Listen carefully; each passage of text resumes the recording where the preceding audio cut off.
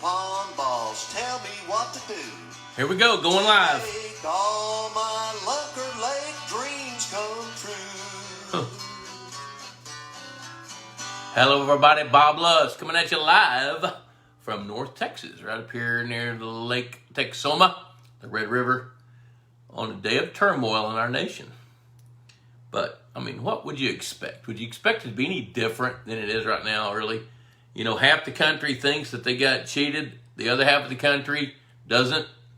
So, let's talk about ponds and fish. I see Wayne. Wayne's already up there. Wayne, hope you're hanging out somewhere cool and safe. Christopher Aguilar, the daddy, is here. I see you, brother. Dan Drollop, Ryan Triple, other folks. Yep. Hey, Christopher, you tell them. Oh, wait, they can't hear you. Talk louder.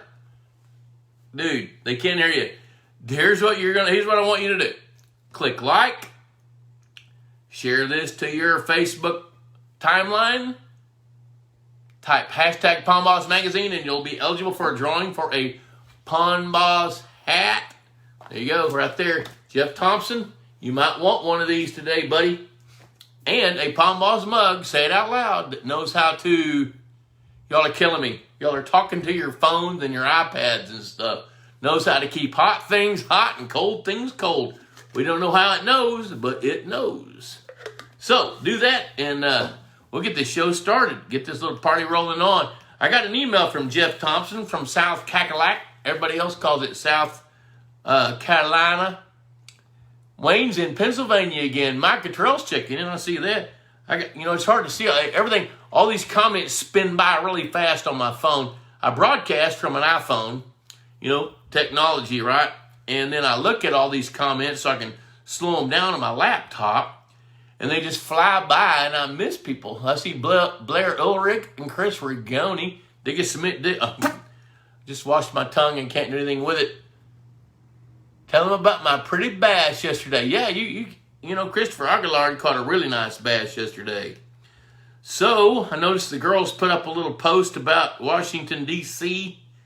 Yeah, the swamp. Well, we're going to change the swamp into a lake right now. We're going to do that right now in front of God and everybody, and we're going to talk about it. So, I got an email from Jeff Thompson yesterday, and he wanted to talk about... Uh-oh. So, I hear myself talking. I got to turn that off. Whoop, there it goes. There's Fred Bingaman. Hey, Fred, good to see you, my brother. Checking in from Brownstown, Illinois. I'm going to back up to the top and look over. Anthony Abate. Wow, good to see Anthony. He lives up near Chicago, Illinois. John Henry's checking in. Let me see here, make this thing work. Todd Austin, Kim Moore. Y'all got it. Drew Hayes says, let's escape reality and talk about something we all agree is awesome. Ponds. You know what? What's really relevant about that is our great friend Drew Hayes is a pond builder, premier lake construction expert that lives in Pennsylvania. So we're not going to talk politics tonight. Hey, there's Danny Mack. Danny, you know what? Cold front blowing toward you. Danny, you guys might get some snow down in San Antonio. I know it's going to slip around us and miss us, which is okay with me, but not my wife. My wife loves snow for some reason. I don't know why in the heck she lives in North Texas if she likes snow. Mike Cottrell's out there in Palo Pinto County. Yep. Christopher Aguilar talking about my pretty bass. Yeah, forearms. Your forearms still sore from fighting a fish or making boudin. Jeff Thompson. Jeff sent me an email. He wants to hear a little bit more about all-female bass ponds. And you've gotten your pond 80% of the way there. How do you push it over and get it to the next level? And he had a couple of more topics in that email, but I think I'm going to work on those two tonight.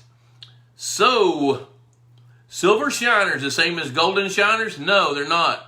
Silver shiners are silver.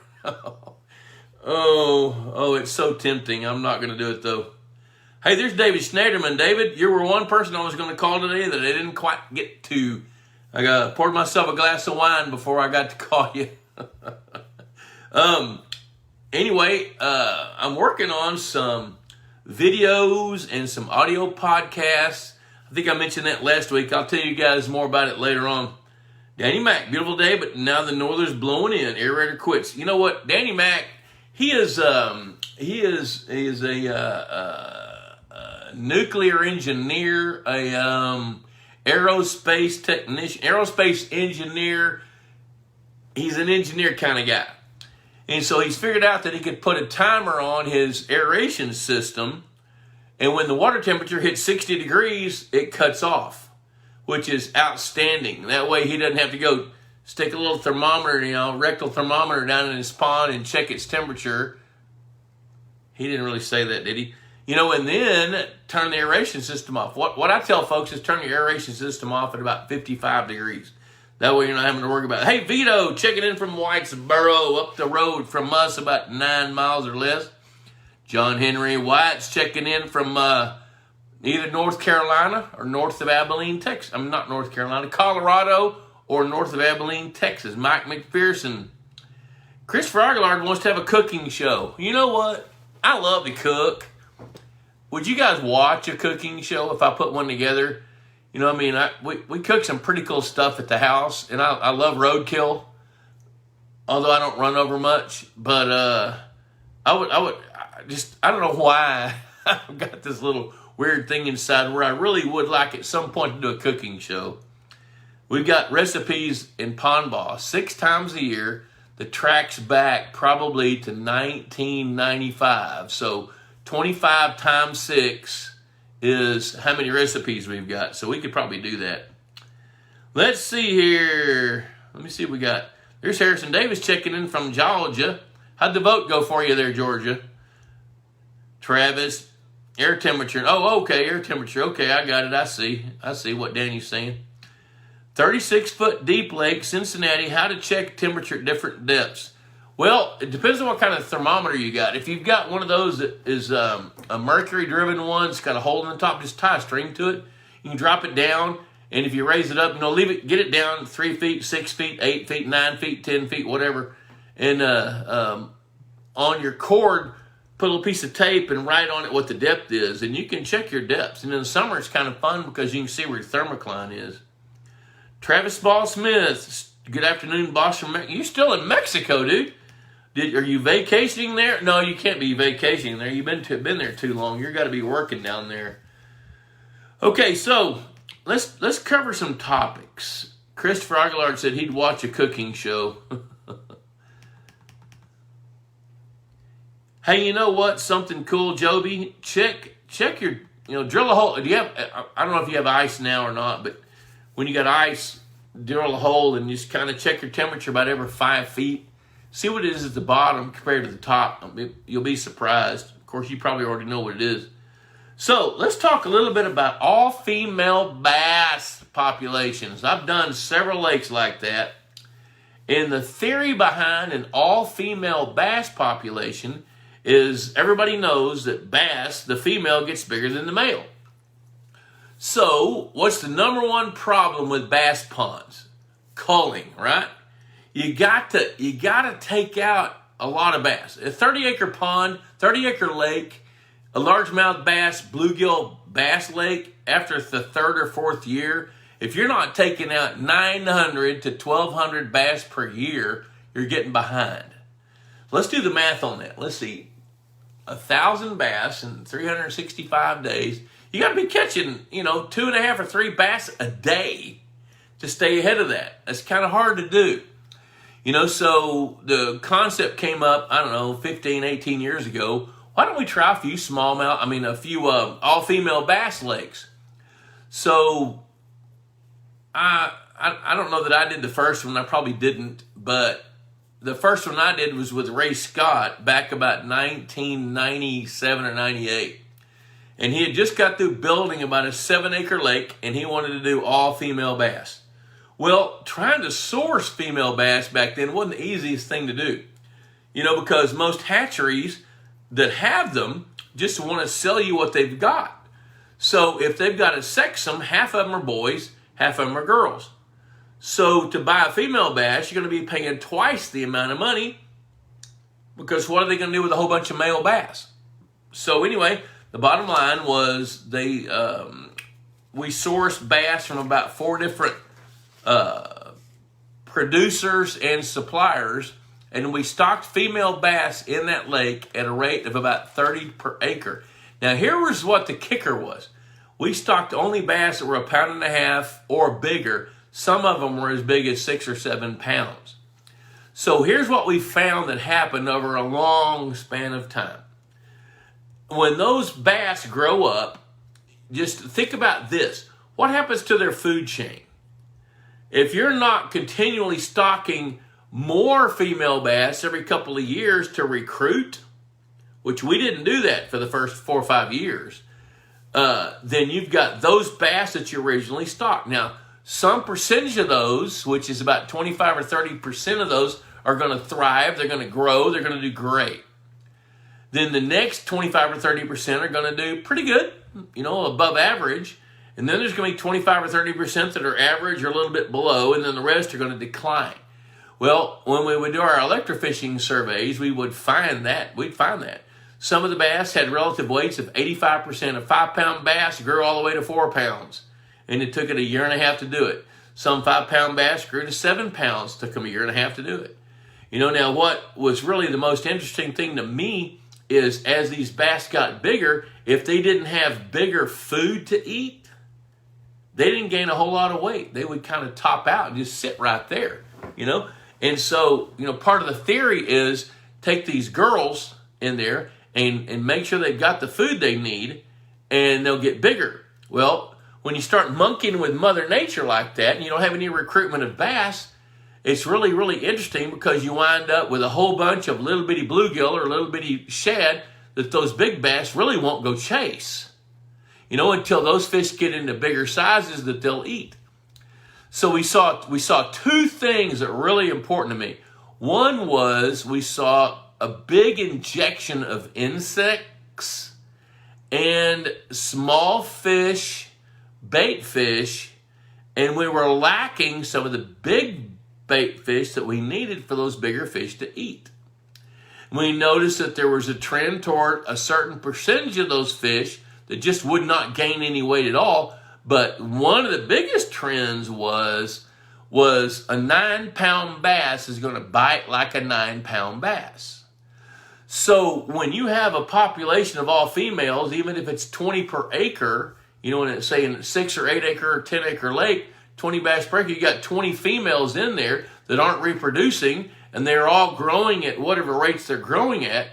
Once they hit that size, you can have 100 to the acre, and they're still going to act like a 9-pound bass. They're not going to eat real well. So we noticed that the behavior patterns of those all-female lakes changed as they got bigger. They would not bite nearly as readily as when they were smaller. So one of the conclusions I came to is that we messed with Mother Nature, and our catch rates went down.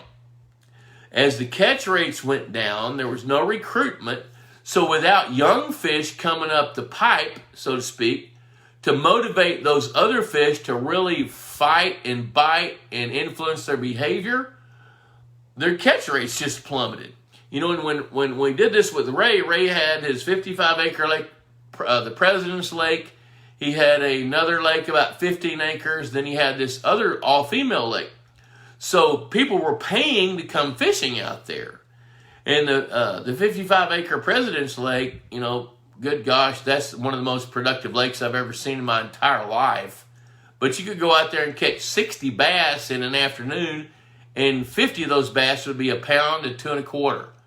The rest of them would be bigger than that, with a slight shot at catching a bass 6 or 7 pounds or bigger from time to time.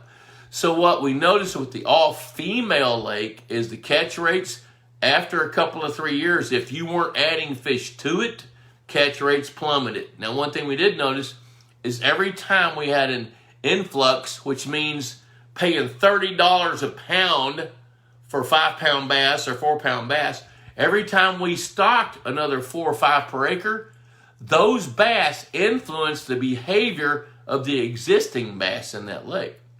So here's my conclusion. Now, and if I just had that lake to compare with, I'd probably just tell you that the results aren't in. Let's talk about it later. But what I figured out is about 8 or 10 all-female bass lakes under my belt and seeing that consistency with each one. If you're not adding fish to that system every couple of years, you're going to see your catch rates plummet. And you're going to see a certain percentage of them that just won't gain weight, a certain percentage that's going to gain great weight, and the rest are going to be average. And so, and one other thing that's real important about that, with an all-female bass fishing lake, the mission is to grow the biggest bass you can grow. Well, that means they're going to be Florida genetics or F1s or whatever you can get your hands on. The supply is somewhat limited for fish that size. Somewhat limited. They're very limited. I mean, you gotta dig a little deeper, and you're gonna pay $30 or $35 per pound for those fish, and they're hard to get. So if you're not adding to the recruitment every year or two, and one of the things Sean McNulty with American Sport Fish Hatcheries told me that he believes in, it's okay to take some females that they can sex at 8 or 9 inches, add some of those, from time to time. He likes to do it every year, which I'm not opposed to that. Some of them are going to get eaten, so plan for some attrition, But if you're not adding recruitment to that fishery, don't expect much from it 4 or 5 or 6 years down the road. Now there's other guys out there. Troy Goldsby is one of the guys that's really, really pushed all-female bass fishing lakes.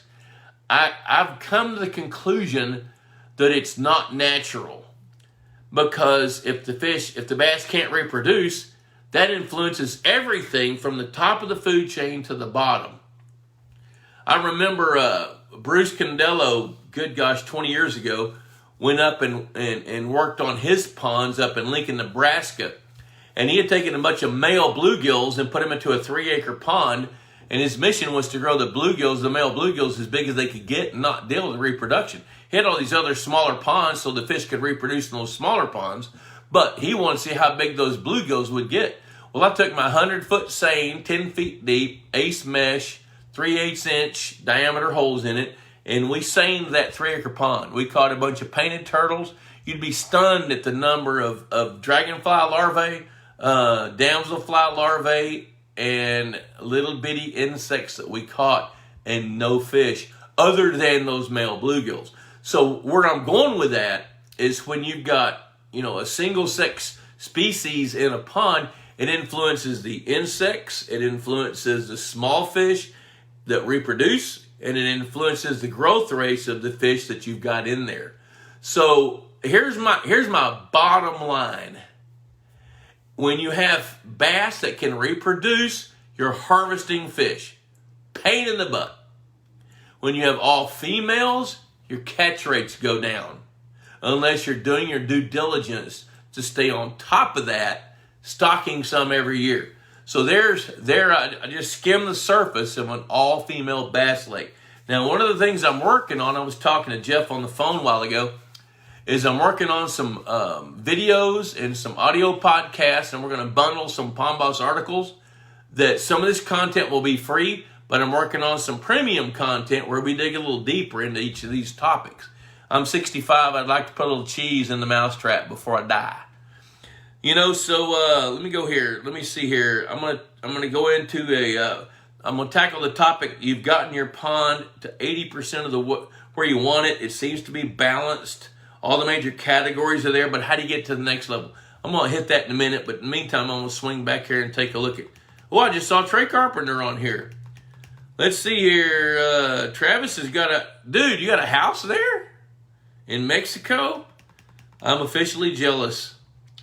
Oh, Tori says, Tori Rhodes, glad you're on. Got to get away from politics. I haven't really thought about that word. Politics. Politics. Poly is plastic, and ticks suck your blood. Plastic blood suckers. Christopher Aguilar, I'm so nervous after last week's show when you said the guy dug into the bad clay, had muddy water ever since. Be very scared. Or not, because I read that there's over 50,000 types of soil types. The problem with the doctor that did that, the optometrist or ophthalmologist, what he did was he just went too deep and he hit this layer of clay that was microscopic. But you know what? Where you are, Boudin man, it is, your clay's pretty tight. I think they call it, down there, I think they call it buckshot clay. I don't know why they call it that, but I like it. Danny Mac, a barbecue temperature monitor with a long lead You know, I love you. Your brain is always spinning, Danny Mac. I just love it. Joby Houck, I've read conflicting opinions of zebra mussels on small ponds. What are your thoughts?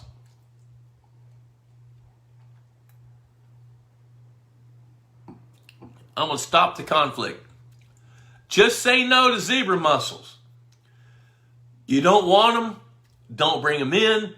If you're going to bring fish from the Ohio River, pump water from your pond in your transport tank, and then if you insist on bringing fish from the river, take the fish from the river, put them in your water. Don't use water from the Ohio River.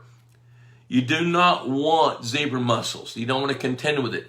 And the reason is they're such filter feeders, so prolific that they can actually disrupt your plankton blooms and disrupt your food chain. So Joby, here's the answer you're going to get from here. Just say no to zebra mussels. We don't want them. Vito, cheaper to feed since they only eat salad. What kind of dressing do they like on your salad? Diet Coke. Do they like ice or no? Drew, hey, based on your 30-acre lake and culling 100 or 1,000 bass, that's 34 bass per acre. Does that ratio work for smaller lakes? Say a 5-acre? Yeah, I tell you, Drew, that ratio is really, the way it really works is about 20 to 25 bass per acre per year. And that starts after the third year of a newly stocked lake. You know, so 25 or 30 bass. I'm rounding it up a little bit because a 30-acre lake, nobody ever harvests enough.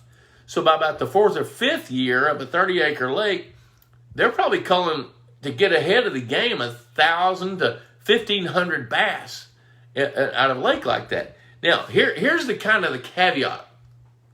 In a perfect world, whatever that is, if we could get 20 bass per acre, 2.5 to 4 pounds or bigger, they're going to help cull the bass.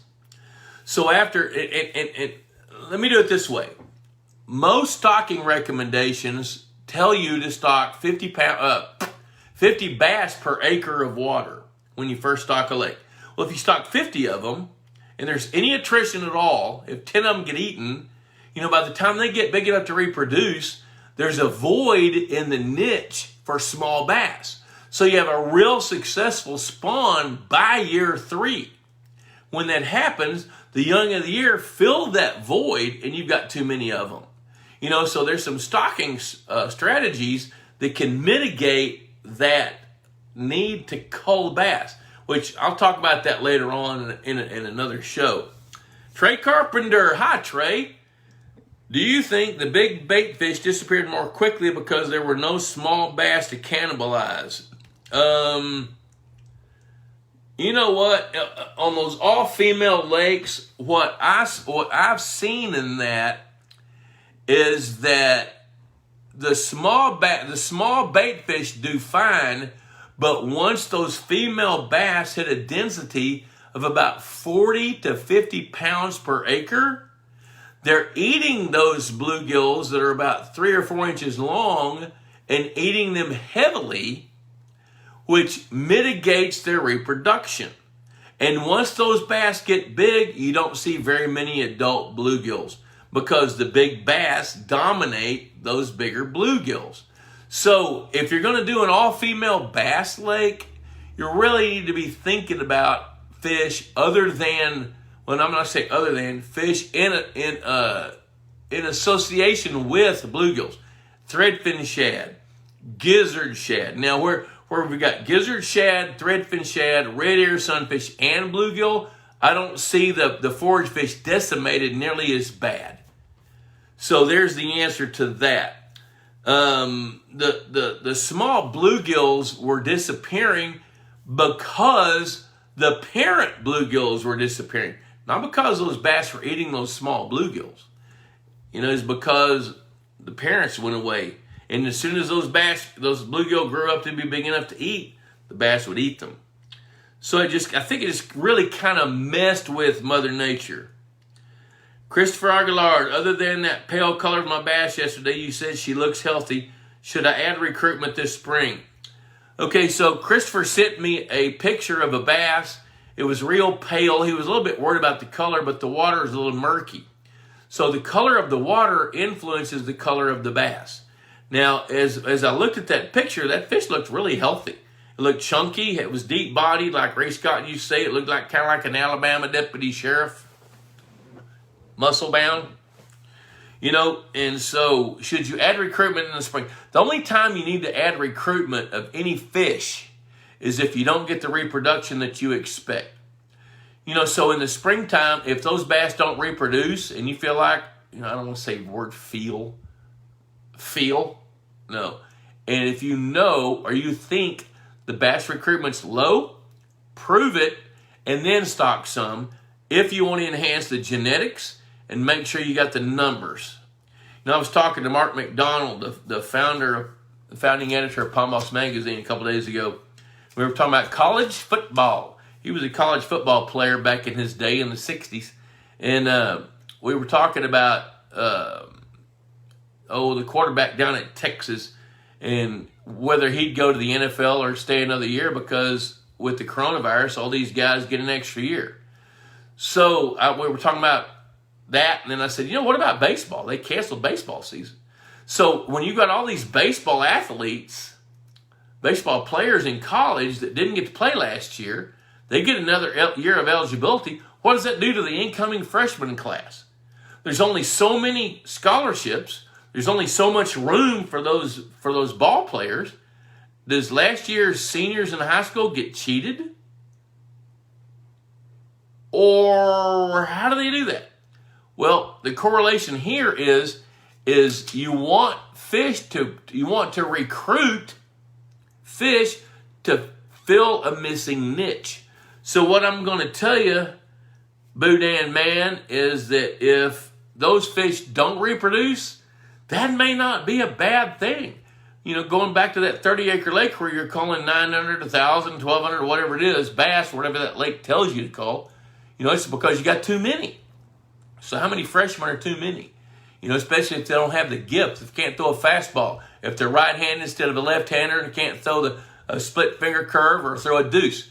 You got to figure out what recruitment fits into your fishery and then make sure that you have it. If you don't, then add it. Now that's where it gets a little bit technical, and that's where you got to have some good sampling techniques so you know where you are. Let's see here. Let me go down the road here just a little ways. Danny Mac, where would the females lay their eggs with no nests?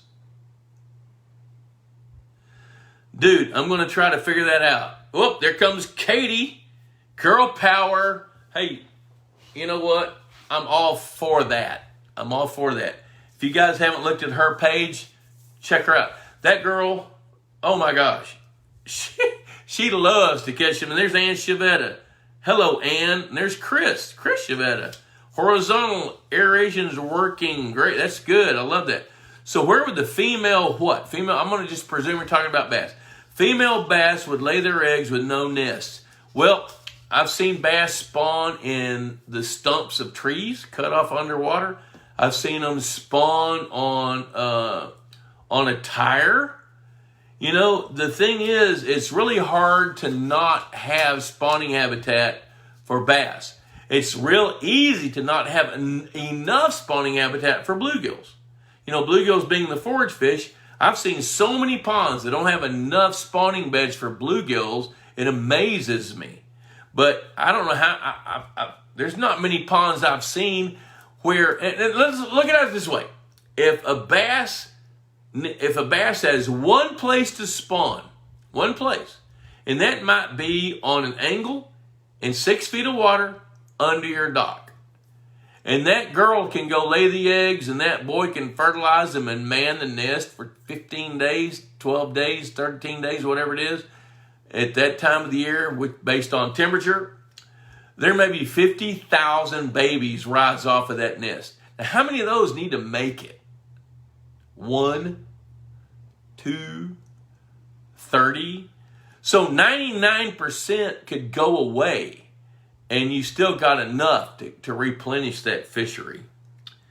So let's see here. Dennis Smith, you should see the piles of zebra mussel shells that wash up on the shores of Lake Erie. Gobies are also a major problem in that water. That's absolutely right. So are spiny water fleas. Woo! Look that one up, folks. Yep, I get it, dude, Dennis. You know, the good news is there's piles of zebra mussel shells washing up. That means they're dying, which that's not a bad thing. You know, and gobies, you know, here's the point of that statement that Dennis just made. Exotic species can become invasive species. My good friend Mark Cornwell in upstate New York writes for Palm Boss every issue. He I don't know that he coined the phrase, but he uses it, bucket biology. You know, it was, I remember when my grandpa took me fishing on Denton Creek above Lake Grapevine when I was about 9 years old. He went to the bait store and bought a dozen minnows, put them in a bucket. We went down and we used 3 of them, didn't catch any fish. He said, well, I'm going to pour the minnows in the water. Well, those minnows that he poured in the water may not be native to that water, and they could sure have an impact on that water. And that's what we're talking about here. If you're gonna, my leg's going to sleep. If you're gonna influence a lake or a pond, influence in a way that you know that you should. You know, gobies are exotic. Zebra mussels came in bilge water. So did spiny water fleas. You guys look that one up. Spiny water fleas. Tommy Garrett, hey Bob, I know one of your favorite topics is habitat. Yes, it is, Tommy Garrett. I'm having some trouble coming up with different habitat ideas. I sunk 15 Christmas trees in a 1 1/4 acre pond. What else can I use to provide a variety of habitat? I've been looking for some American pondweed to plant, but been unsuccessful. Look around the ponds that are near you next spring. Don't do it now, but do it next spring. But, you know, I'm going to answer it this way. Before I go any further, Jeff told me something really fun today on the phone. He said that if it wasn't for this show, he would not have bought a Texas Hunter feeder. $850. He bought a Texas Hunter feeder because he saw it on this show. And I'm going to tell you this, Texas Hunter has the best feeders on the market. They've got other products. They've got road feeders for deer. They've got deer blinds. They've got deer feeders. They've got wildlife feeders. They've got several sizes of fish feeders, scatter feeders, directional feeders. Check out TexasHunterProducts.com. They're a sponsor of this show, which I'm going to also tell you this. I won't let anybody sponsor this show whose products I haven't tried and I don't believe in. You know, and so because of that, Jeff has bought Texas Hunter feeders. He also says his Purina dealer is carrying Aquamax because he went in there and told them about it. And he heard about it here. So I want to thank Purina Mills for sponsoring this show. Had a good talk with David Nelson yesterday. Very interesting talk. David spent some time, he spent the whole time at the National Finals Rodeo a couple of weeks ago. Normally in Las Vegas, but this time it was in Arlington. And he saw some very, very interesting things that happened because of the coronavirus.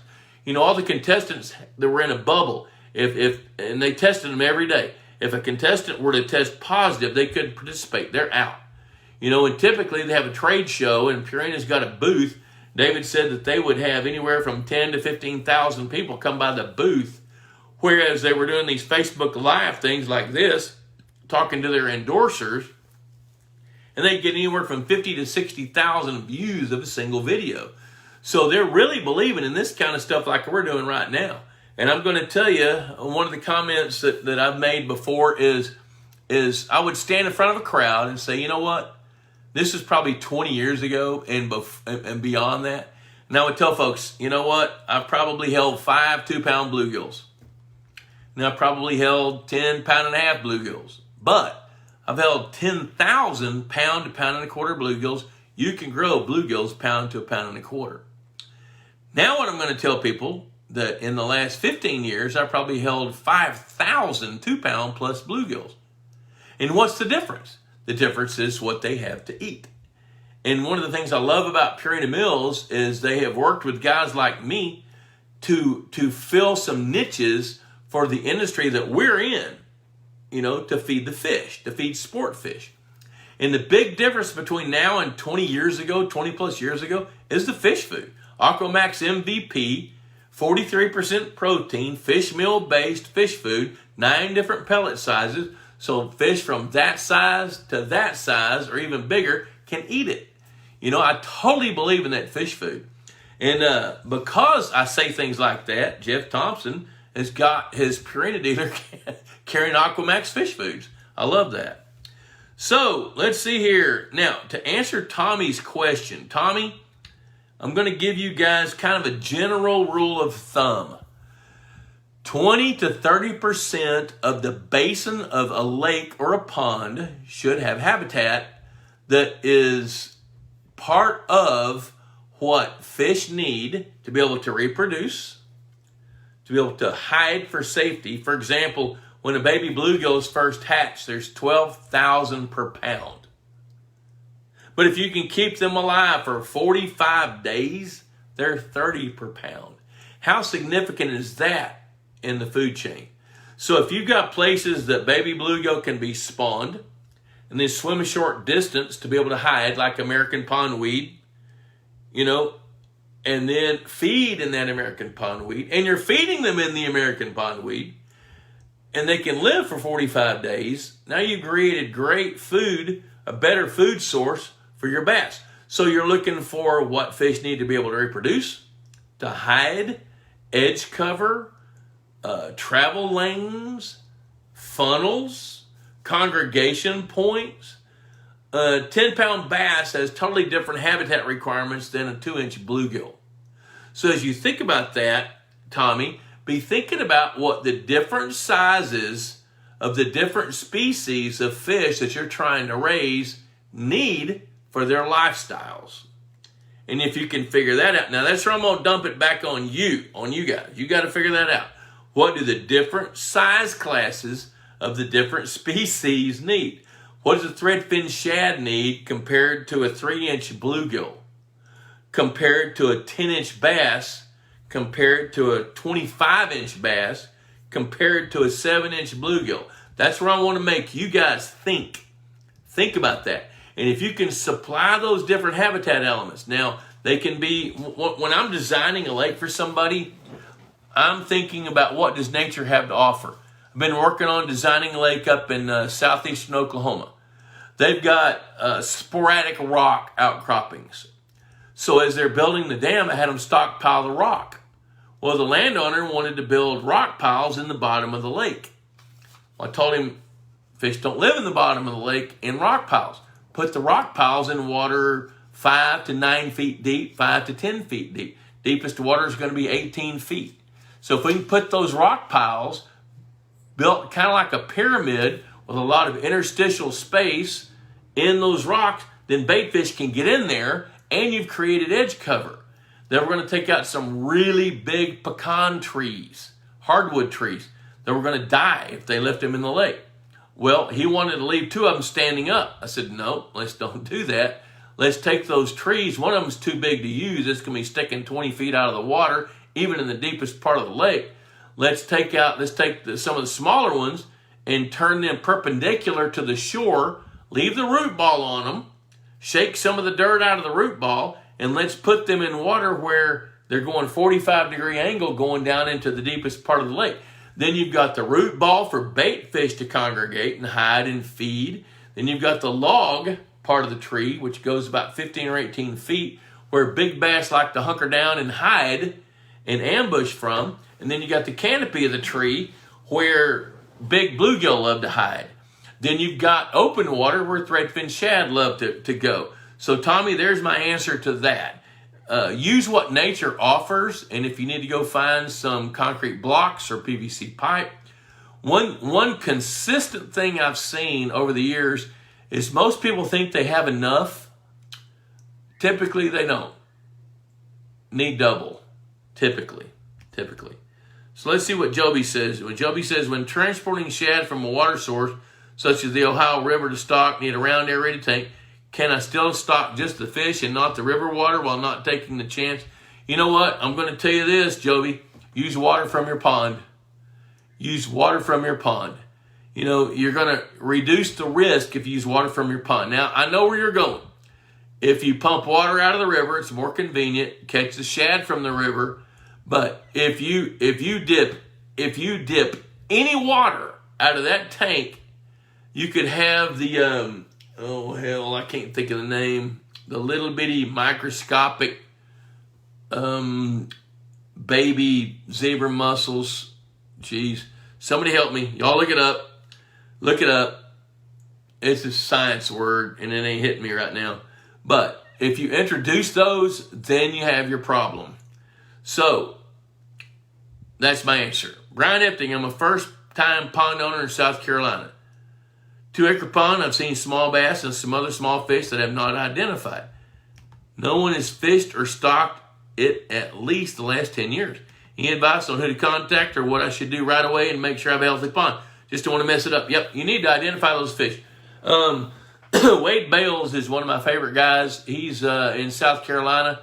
If you go to pondboss.com and click on the resource guide, there's some good resources there. Wade Bales created the Smart Fish app. And Jeff and I were talking about him today. I love Wade Bales. He's honest, sincere, passionate about this stuff. Greg Grimes lives in Ball Ground, Georgia. There's several guys in your neck of the woods. Solitude Lake Management's got people in that area. But if you'll go to the resource guide at pondboss.com, you'll be able to find some information. I'm going to told you. That's what Justin Wilson used to say. Hey, there's Jacob West, Danny Mack, Travis Smallsmith. I wouldn't have bought Aquamax products or Texas Hunter products if not for this show. I hope that the guys are watching that. Let's see. Christopher Aguilar, love my pond, but I want it bigger. Scared about issues of adding on to it. I don't know if you guys, some of you guys probably take Bassmaster magazine, but 3 or 4 years ago, there was an article about Dr. Schwartz, Gary Schwartz, La Perla Ranch. And I consulted with him 25 years ago. He had bought like 10,000 acres or more. No, actually, he bought more than that. He bought a giant tract of land, rolled the dice on it, cut it up into 10 smaller ranches, and sold enough of those small ranches to pay for his. Then he would save his money, and he had water rights to the Rio Grande River. This is down near Laredo, Texas. And so then he started by excavating a 20-acre lake. And he hired a county employee that was an equipment operator, and he would lease a piece of equipment. The operator would come after work and on weekends, like we talked about last week, and he dug a 20-acre pond. Then we filled it up with river water, stocked it, and then when he saved his money up in another year and a half, 2 years, he added on another 20 acres, then another 20 acres. And before long, after 10 or 12 years, he had 100 acres of water, 80 acres, whatever it ended up. But what he did was, and I thought was really smart, was he did it in a timely fashion where the fish that were beginning to mature in that original body of water got double the water, where the forage fish could really explode and the bass could keep growing. Because typically what happens in bass lakes is you get growth rates like this, then it levels off, then it starts to decline for certain size classes. What he did was he kept it on that upward span of growth by adding more water to it. So, Christopher, you can do that if you want to. Mike McPherson fed 100 pounds of Aquamax last summer. They're thriving. Excellent. That's good. Tommy Garrett bought my Texas Hunter feeder and used Purina Mills 100% because of this show. I'm so glad to hear that. I can't wait to tell those guys. Aquamax turned my declining food chain into an abundance in a few months. Now, see, that's one of my favorite things about feeding, which now, let's kind of switch gears. We got about 15 more minutes. And I told Jeff I would talk about, you've got your pond 80% there. How do you get over the hump? Well, first of all, you got to know there's a hump. And how do you know that? How do you know there's a hump? The way you know there's a hump is, here's going to be the take-home point for this piece of this discussion. It's every pond or lake has a limiting factor. Now, we start talking about limiting factors before we ever build one. Like Jacob West. Jacob, you're watching this show. Your limiting factor was you could only put the water level up so high or you'd flood a county road. Can't do that. Not going to flood a county road. And so your first limiting factor was you had to leave the water level at a certain height or you'd back water up over the county road. Can't be doing that. Limiting factors when it comes to fish production is the number one limiting factor in almost every pond in America is food. And the limiting factor of food happens not because that pond doesn't necessarily have the ability to grow food. It's got too many mouths to feed. So it's kind of like, you come up to a cafeteria and the door's locked. Or you come in the cafeteria and the college football team was there just before you were and they ate all the broccoli. No, they didn't. They ate all the steak. So bottom line is when you've got a good food chain, you've got to figure out how to manage the predator numbers to keep the food chain from going like that. That's where the harvest comes in. So food is a limiting factor. So you got to figure out what is your limiting factor to get your pond to the next level. If your limiting factor is you're not culling enough fish, cull more fish. How do you know that? Weigh and measure some fish. I can get you charts that tell you what a bluegill of a certain length should weigh, what a bass of a certain length should weigh, what a tiger muskie of a certain length should weigh. If your fish are not weighing what they should at that length, then you got a food problem. And it may be a food problem that's related to the dynamics of the fishery. So what Christopher Aguilar just said was he bumped up his food chain by adding food to feed the food. So he started feeding Aquamax MVP so he could take his food chain and ramp it up so his bass would have more food. So he's feeding the food that feeds his game fish. So when you want to take your pond to the next level, you have to be astute as to where it is and why it's there. Is it there because of the amount of habitat you've got? Is it there because there's not enough spawning beds for bluegills? Do you need to add more spawning beds? Do you need to ramp up your food chain? Was the water crystal clear all year and the plankton bloom was low, so your spawning rate was low? Spawning survival was low? If you want to take it to the next level, you got to be able to identify why you're at that level. I'm going to let that soak in just for a minute. In order to get to the next level, you have to know the level where you are and how'd you get there.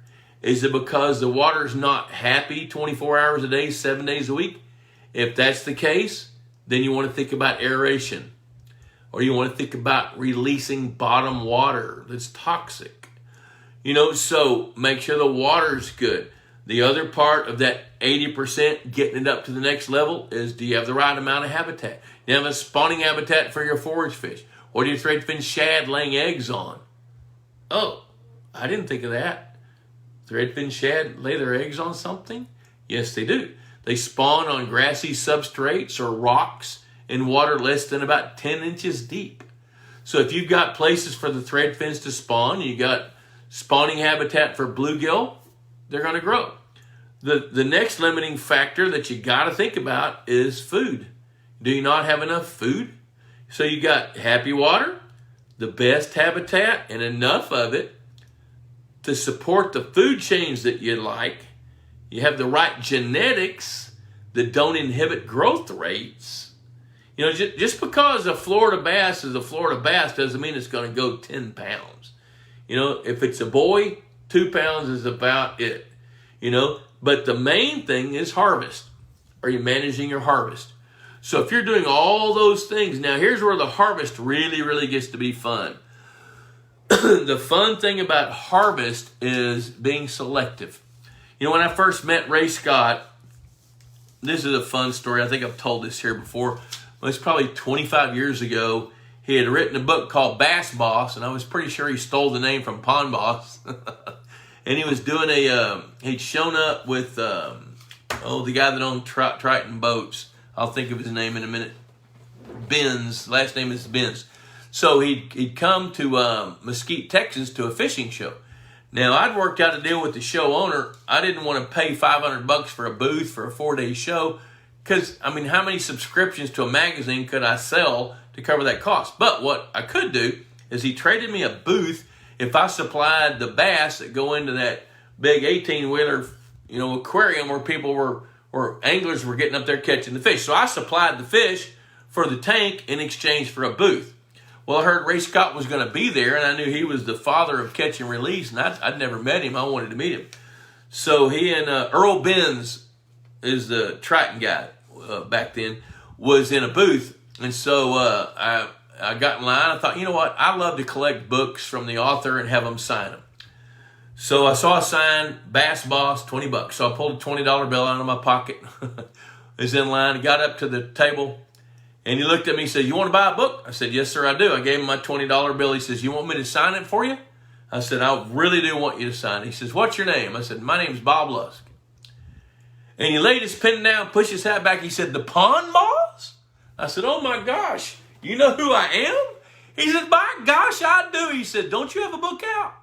And I said, "Yes, sir, I do." He said, "How much is it?" I said, $20. So I got my $20 back. He said, "Go get one of your books. You sign yours. I'll sign mine. Let's talk for a while." So I went back to my booth, got a book, brought it back over, signed it, gave him his. He gave me mine. And then we sat down and talked for a few minutes. And my first question to him was, I said, "Do you really believe in catch and release?" He said, "Oh, yeah, no doubt about it." He said, "In public waters, you got to have catch and release because of the pressure." He says, "Now, in my lake, I tell people that I want them to catch 25 to 30 bass per acre, take them out, and then I double it, and we take out that many more." And I said, "You know what? I'm going to like you. Let's have some more talks." Well, remember when I said a while ago about recruitment, and somebody said, should we stock more bass? If you selectively harvest, now this is where the meat comes in. You can't go to the University of Google and get what I'm fixing to tell you. You gotta be picky. If you want to take that 80% lake and get it to the next level, you gotta be able to catch a bass, look at it, weigh it, measure it, and judge it based on how hard it hit your lure, what size it is for its length, and then get some idea of how old it is. Then you decide whether you're going to turn it into ceviche or throw it back in the pond. So selective harvest is going to be probably one of the biggest tools you're going to want to be able to get that fishery from where it is to that next level. And when I say selective harvest, I mean I've got a grandson that is about that big around because that little fart won't eat much. And he's real picky. I've got another one that looks like Bam Bam on the Flintstones. He don't care what he eats. You put it in front of him, the boy's going to eat it. So you want to be picky and be selective about which fish that you... How did I go from grandkids to bass? That's kind of weird. Here's my Purina. Purina sent me this mask. I wear this all the time if I'm going out in public. Kenny Sanderson, hey buddy, good to see you. Vito says, "Why was the pond embarrassed?" Oh, here comes a dad joke, everybody. Somebody's already laughing at it. Because you could see its bottom. Yeah, Kenny, there you go. Earl Benz, that's right. Harrison Davis, I thought bluegill only need mud or soft soil to create a crater nest in. Are you way off on that? You're not way off on that, but you're off a little bit. Because here's what happens. If bluegill have a gravelly substrate or a sandy substrate, that's way, way, way better. Because if they've got mud, got to look at these eggs. These eggs are permeable membranes that absorb oxygen from the water. And if they get coated with any silt, they'll suffocate and your survival rates or your hatch rates go down. So if you've got really, really good, now see, you're not going to find that at the University of Google, I'm telling you. If you've got good gravel substrate, pea gravel, not crushed rock. Crushed rock is abrasive. It will cut your fish up. Pea gravel, it's rounded. It's been in a river somewhere. It's smooth. That's what bluegill loves. Sand, they love it. Now, on a muddy bottom, as long as that mud's not thin, silty, mucky, then your hatch rates are going to go way up.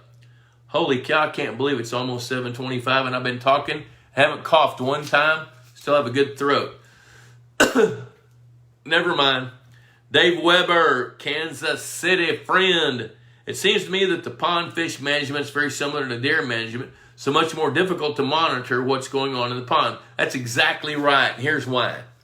when you're out in the woods, I mean, you can do a spotlight survey. You can look at deer on a drone. You can see them on game cameras. You can identify that buck from what he's got right here.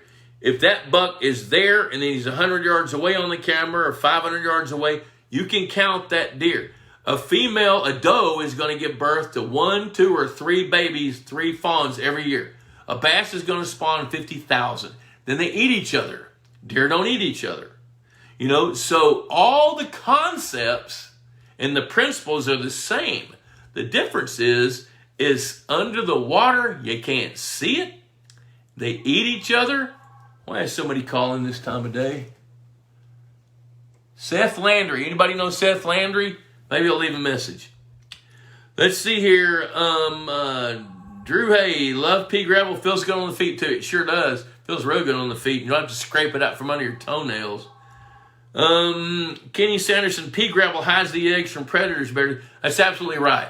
When you've got predators like other bluegills, or you've got turtles, or even grass carp coming in, swiping around. When you've got pea gravel, it's easy for those eggs to be aerated. They can fall right down into the bottom and be hidden. Looky there. Dennis Smith just sent me a picture of some gravel beds. Yeah, that's it. You got it. Exactly what I'm talking about. I wish you could post that on this page. So, yes, there you go. So, hey, I'm going to wrap it up. 7:26. I think we've kind of... something I forgot to do. We did have a drawing this week. Hey, don't forget, guys. Pond Boss Magazine, $35 a year. Say it with me. Cheaper than a Friday night date with your better half. And it lasts a year. And you're going to get a nugget out of each issue. At least, I promise you, at least one nugget out of each issue. $35 a year. Click like, hashtag Pond Boss Magazine in the comments section. Share this to your timeline. You're eligible for a drawing for a Pond Boss hat and a Pond Boss mug that knows how to keep hot things hot, cold things cold. We don't know how it knows that, but it knows it. This week's drawing, I say this week, this month, it's been a month since we've had a drawing. Don D. Walton. That's the good news. Hey, Don Walton, you have won a Pond Boss mug and a hat, and I'm going to send you a copy of the magazine. But here's the problem. You're not a Pond Boss subscriber yet, so we don't have your address. So send your address to info@pondboss.com, and we will send your goodies to you. Now, there you go. So I'm going to kind of call it a day, go home and climb into the movie room with my wife. She's already texted me twice knowing I was on this show, and I think she's ready to talk politics. Oh, no. I don't want to talk politics, but I will. So it's always great to hang out with you guys. I appreciate it, and look forward to seeing you next week. So as I get along with some of this premium content, I'll keep you folks posted, let you know what's going on, because I do have some good free audio podcasts coming up. I got to figure out how I want to share them. Once I get that figured out, I'm going to let you know. So in the meantime, if you have any questions or topics, or you want to talk about a little business, I am available for consultations. Chris Blood's trying to drive that point home. I don't promote myself very good because I really want to share with you guys, but I don't mind making a living at it as well. So if you need help designing a new lake or want to talk about that kind of stuff, just send me an email, boblusk@outlook.com or info@pondboss.com, and I'll get back to you as soon as I look at it. So until next Wednesday night, 6:30 to 7:30, thanks for joining me. I'll just say adios.